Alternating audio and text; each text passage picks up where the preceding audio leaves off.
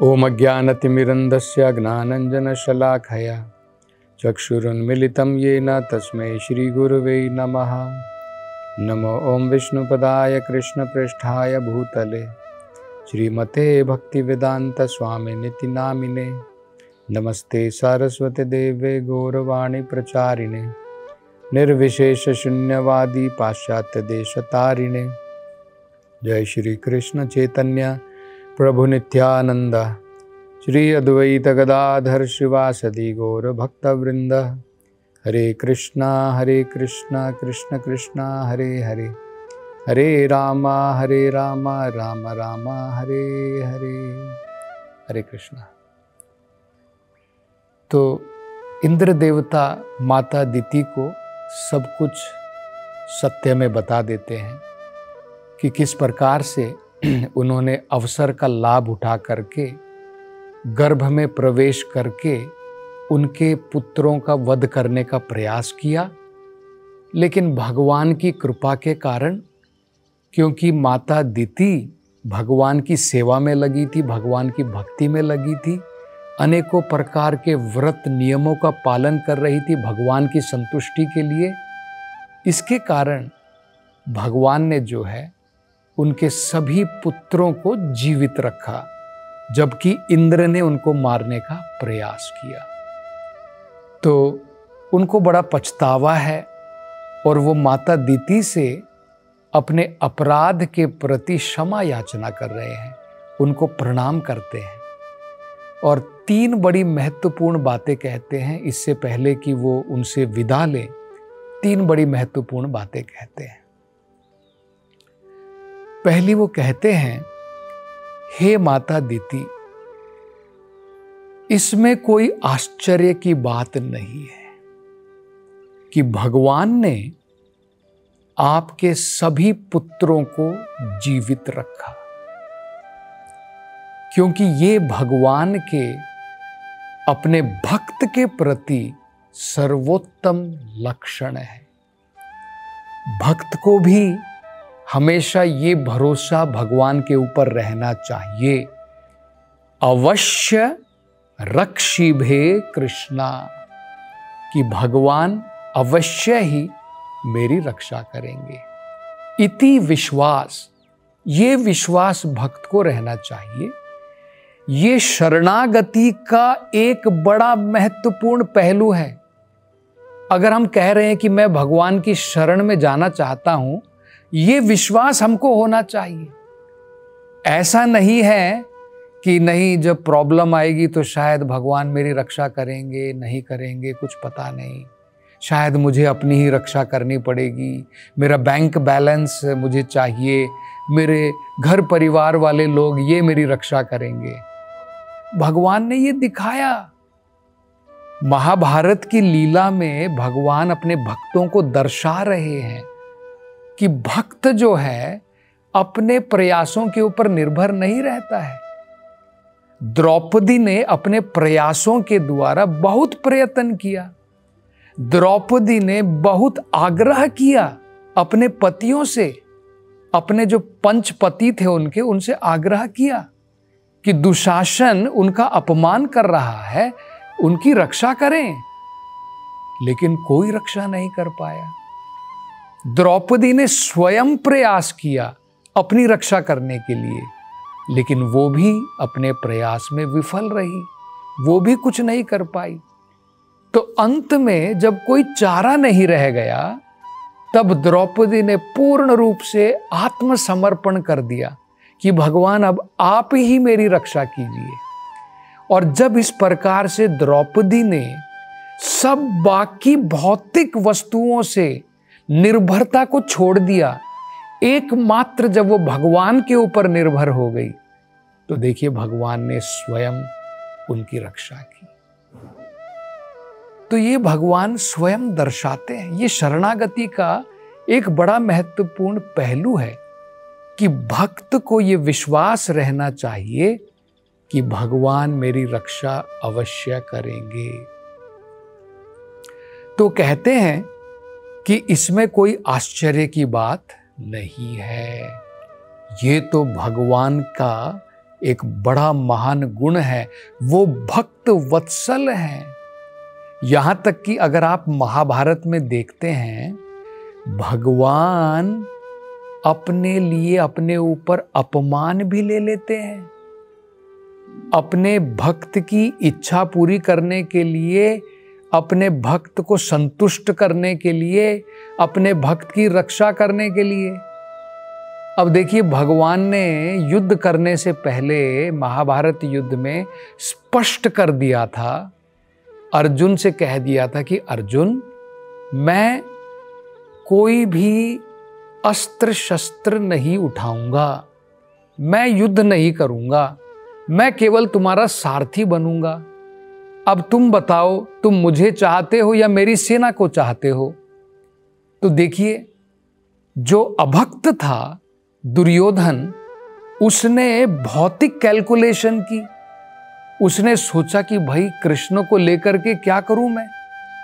कृष्ण कह रहे हैं मैं तो युद्ध करने वाला नहीं हूं। अब कृष्ण अगर युद्ध नहीं करेंगे तो मैं उनको अपने पक्ष में लेकर के क्या करूं? कुछ फायदा नहीं है। तो उन्होंने कहा कि भगवान, आप मुझे अपनी सेना दे दीजिए। तो भगवान ने अपनी सारी सेना दुर्योधन को प्रदान कर दी, कौरवों को प्रदान कर दी। और अर्जुन बड़े प्रसन्न है कि नहीं, मुझे तो बस भगवान चाहिए।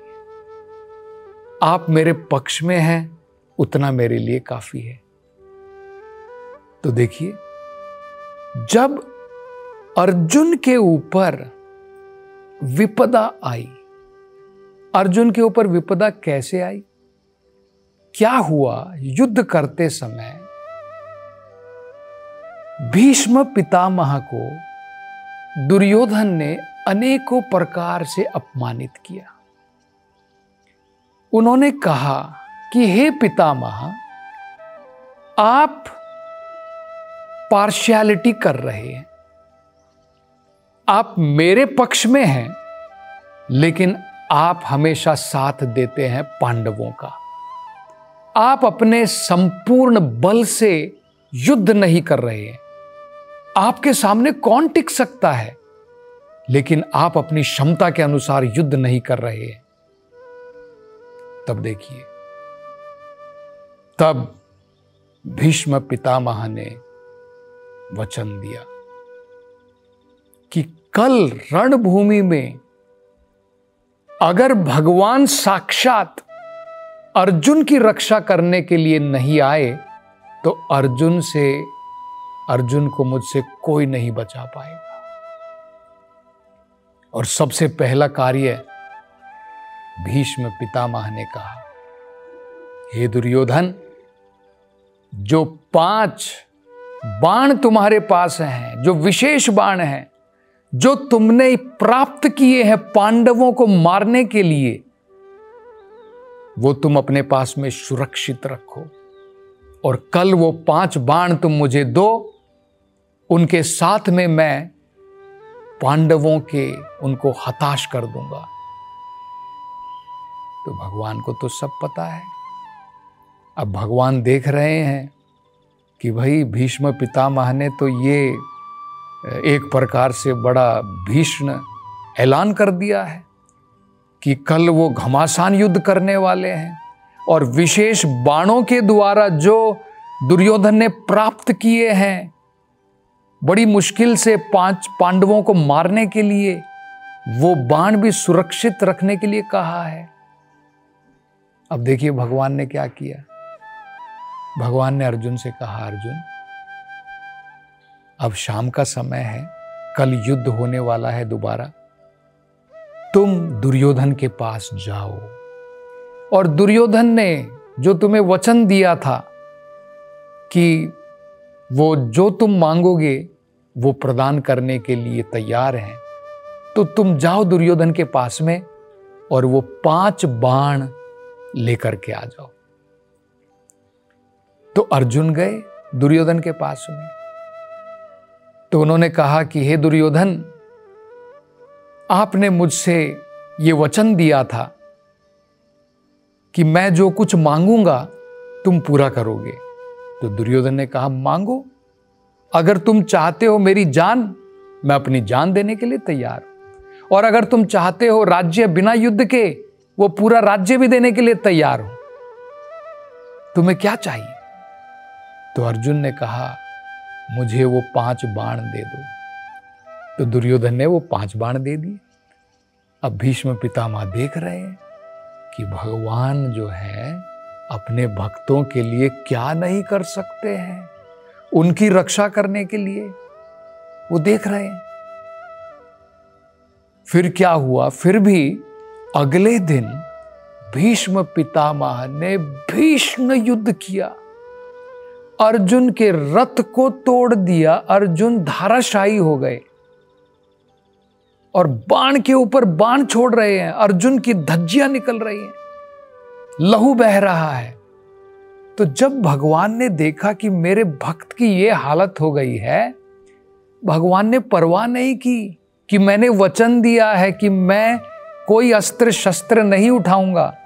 भगवान ने तुरंत रथ का पहिया उठाया क्रोध के द्वारा, और बड़े ही क्रोध में, भागवत में उदाहरण दिया है जिस प्रकार से सिंह जो है हाथी के ऊपर आक्रमण करता है, इस प्रकार से भगवान जो है वो रथ का पहिया लेकर के भागे भीष्म पितामह के पास। और भीष्म पितामह ने तो प्रतिज्ञा की थी कि अगर भगवान ने अस्त्र उठाए तो वो अपने अस्त्र छोड़ देंगे। तो तुरंत उन्होंने अपने अस्त्र जो है छोड़ दिए, और इस प्रकार से भगवान ने अपना वचन तोड़ करके भी अपने भक्त अर्जुन की रक्षा की। तो इसलिए इंद्र देवता कह रहे हैं कि माता दीति, इसमें आश्चर्य की कोई बात नहीं है, क्योंकि भगवान अपने भक्तों की रक्षा करते हैं। ये एक बड़ी महत्वपूर्ण बात उन्होंने कही। दूसरा देखिए वो क्या कहते हैं। वो कहते हैं भक्त जो होता है, जो शुद्ध भक्त होता है, उसको कोई इच्छा नहीं होती है। वो मुक्ति भी नहीं चाहता है, वो भुक्ति भी नहीं चाहता है, वो केवल भक्ति चाहता है। देखिए 3 चीजें होती हैं, भुक्ति, मुक्ति और भक्ति। भुक्ति का मतलब होता है भोगना।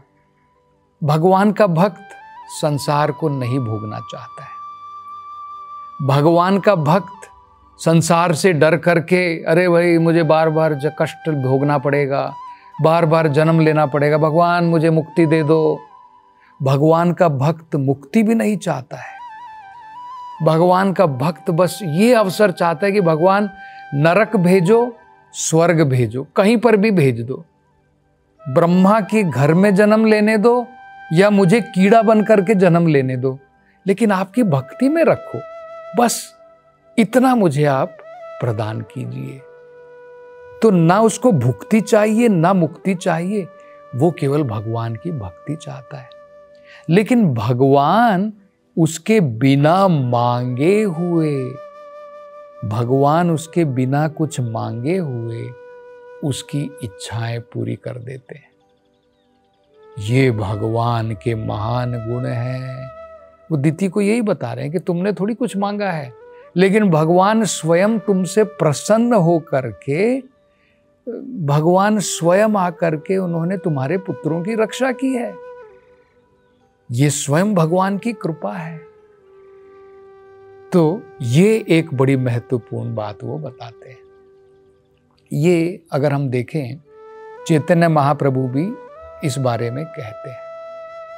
चैतन्य महाप्रभु कहते हैं, ना धनम ना जनम न सुंदरी कविताम व जगदीश कामये मम जन्मनि जन्मनीश्वरे भवताद भक्तिर अहेतुकी त्वयि।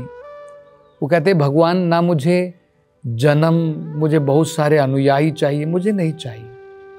न धनम, न मुझे धन दौलत की जरूरत है। न कविताम जगदीश कामये, न मुझे सुंदर स्त्री की जरूरत है। मुझे ये कुछ नहीं चाहिए। मम जन्मनि जन्मनि, जन्म जन्म मुझे संसार में भी लेने दो, मतलब मुक्ति भी नहीं चाहिए। भक्ति रहेतु की त्वयि, केवल आपकी अहेतु की भक्ति मिल जाए, बस वही बहुत है। तो ये भी बड़ी महत्वपूर्ण बात है। हम ये उदाहरण भी देख सकते हैं कि भागवतम में यहाँ तक कि भक्त हो सकता है उसके मन में इच्छा भी हो।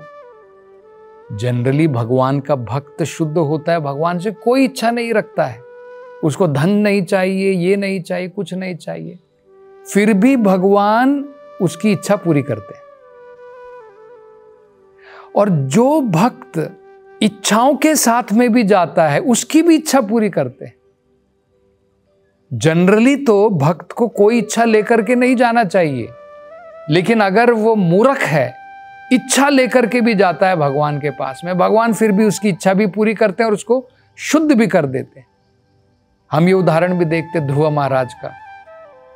अनेकों प्रकार की इच्छाओं के साथ में वो भगवान के पास में जाते हैं, भगवान को प्रसन्न करते हैं, संतुष्ट करते हैं। क्या इच्छा थी? भगवान को खुश करने की इच्छा नहीं थी, भगवान की भक्ति के लिए नहीं। वो चाहते थे कि मेरे पिता, मेरी सौतेली माँ ने मेरा अपमान किया है, अब बदले लेने के लिए मैं उनसे भी बड़ा राज्य चाहता हूं। ये प्राप्ति के लिए वो भगवान की भक्ति कर रहे थे। लेकिन भगवान के दर्शन होने के बाद कहते भगवान कृतार्थोस्मि वरम न याचे, अब कोई वर नहीं चाहिए बस। लेकिन फिर भी भगवान ने ध्रुव महाराज की इच्छाएं, जो इच्छा थी भगवान ने पूरी की। तो इसलिए तो भगवत गीता में कहा है ना, यत्र योगेश्वर कृष्णा यत्र पार्थ धनुर्धरा। जहां पर कृष्ण है, जहां पर धनुर्धर अर्जुन है, वहां पर सभी प्रकार के ऑपुलेंस, सभी प्रकार के ऐश्वर्य, सभी प्रकार की विजय, सभी प्रकार के भाग्य, सभी अपने आप जो है वहां पर आ जाते हैं भगवान की कृपा के द्वारा। तो इंद्र देवता जो है ऐसा कह करके, क्षमा याचना करके वापस अपने स्वर्ग लोक इन मरुतों के साथ में लौट जाते हैं। तो ये अध्याय यहाँ पर समाप्त होता है। अगले अध्याय की चर्चा हम अगली कथा में करेंगे। हरे कृष्णा।